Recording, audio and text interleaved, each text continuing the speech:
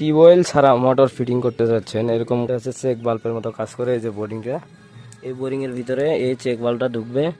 আর এই যে coil pipe আছে, এখান থেকে প্রায় 130 ফুট জায়গা, 130 ফুট জায়গা আমাদের দূরে মোটরটা হবে। এখানে কোনো কিন্তু টিউবওয়েল থাকবে না, ডাইরেক্ট মোটরটা থাকবে, ডাইরেক্ট মোটর থাকবে, এখানে কোনো টিউবওয়েল থাকবে না।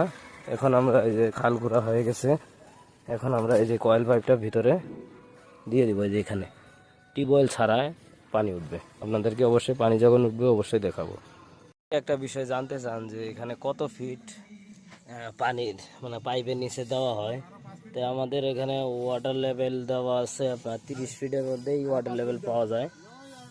ঠিক আছে, আমরা 30 ফুট পর্যন্ত ভিতরে ঢুকিয়ে দিব।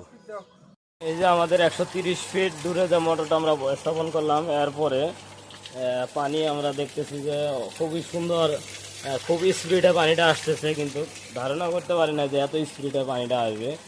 এখন ভবন মালিকও খুশি, আমরাও খুশি যে পানিটা আসলো। যদি না আসতো আমাদের কাজটাই বিতা যাইতো, কারণ 130 ফিট দূরে কোনো টিউবওয়েল ছাড়া পানিটা চলে আসছে।